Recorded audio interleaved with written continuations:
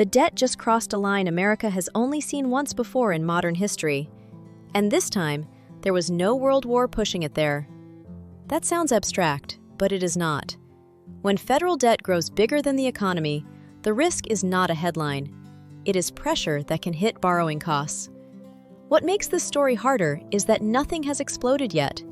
Jobs still exist, people still buy homes, markets still function.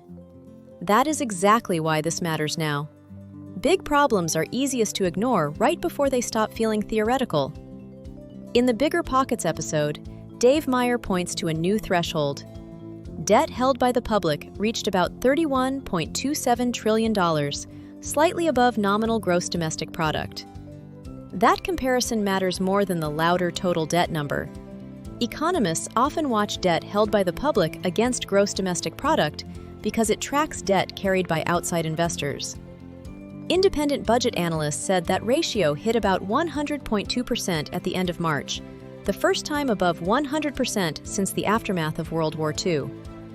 The Congressional Budget Office has also warned that debt held by the public is on track to keep rising, reaching about 107.4% of gross domestic product by 2029. So the article is directionally right on the core point. This is a real milestone, and Washington is not moving like it plans to reverse it soon. The simple version is not one bad year. It is decades of structural deficits where the government spends more than it collects again and again. Recent budget tracking from the Committee for a Responsible Federal Budget said the government borrowed about $1.6 trillion over the previous 12 months through March of 2026. In plain English, this is not a temporary spike. The gap is still running huge, even with the economy operating and unemployment not in crisis. The biggest drivers are not mysterious. Treasury and budget analysts keep pointing to Social Security, Medicare, Medicaid, and rising interest costs on existing debt. That creates a treadmill problem. The government is not just funding new programs. It is also paying more to service choices already made. One number helps explain why this gets harder with time. CRFB noted that Washington is spending about $1.33 for every dollar of revenue it brings in. When that mismatch lasts year after year, debt does not merely rise, it compounds. Dave also argues that tax cuts matter. That is fair. Debt rises when revenues are reduced and spending is not cut enough to offset them. And this is where the politics get uncomfortable. Both parties criticize debt, but neither has shown much appetite for the kind of painful trade-offs required to slow it. For most people, national debt feels far away. For real estate investors, it becomes real when Treasury yields feed into mortgage rates. Freddie Mac's research says mortgage rates tend to move up or down with Treasury yields, and One Housing Insight found that roughly 80% of weekly variation in fixed mortgage rates since 1990 can be explained by the 10-year Treasury yield. Think of the Treasury yield as the thermostat for borrowing costs. If investors start demanding higher yields to hold government debt, mortgage rates can stay higher too. And this is not just theory. Freddie Mac's weekly survey had the average 30-year fixed mortgage rate at 6.30% as of April 30, 2026. That weakens affordability and limits how much buyers can pay. It also helps explain why housing can feel stuck instead of broken. You do not necessarily need a crash to create pain. If rates stay elevated, the monthly payment does the damage slowly. Buyers qualify for less. Sellers resist cutting prices. Transactions slow. Investors get pickier. Volume drops before prices always do. That does not guarantee a crash, but it can create a long grind where appreciation slows, financing stays expensive, and deals become harder to pencil. Dave focuses on a specific risk. If bond markets lose confidence in Washington's fiscal path, they may demand higher returns to keep lending.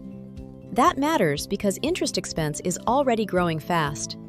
The Congressional Budget Office has repeatedly flagged net interest as one of the main reasons deficits remain elevated over the coming years.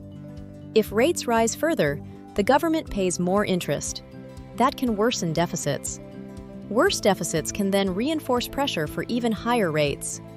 This is the spiral investors worry about. Not an overnight collapse, but a feedback loop that makes borrowing steadily more painful across the economy. There is also a historical point worth adding. CRFB said debt above 100% of GDP has only happened for about 2 years at the end of World War II, outside of a brief distortion early in the pandemic. In other words, this is not normal modern peacetime territory. The other possibility is less dramatic. The system keeps limping along because the United States still issues the world's benchmark safe asset and demand remains deep. That softer outcome is possible, but even then, persistently high debt can still restrain growth and leave less room for future emergencies. Here is where Dave's advice becomes practical. Do not build your strategy on the hope that cheaper debt is coming soon. If you buy, underwrite deals to today's financing, not tomorrow's fantasy. Assume the rate you can lock now may look good later. Fixed-rate debt matters more in that world. If inflation rises or long-term borrowing costs drift up, fixed payments become valuable protection. Cash flow matters more too.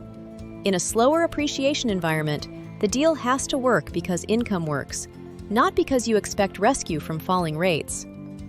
And liquidity matters. More cash reserves give investors room if rates stay high, cap rates move, or the economy slows unexpectedly. The national debt crossing gross domestic product does not trigger an immediate crisis. But it is a warning light, and warning lights matter. The article's biggest point holds up under official data. Debt is historically high, interest costs are rising, and current policy is not bending the curve downward. For housing, the key link is simple. If debt pressure keeps Treasury yields elevated, mortgage rates can remain structurally higher for longer. That means the smart play is not panic. It is discipline, fixed debt, strong cash flow, real reserves, and a plan that still works if money never gets cheap again.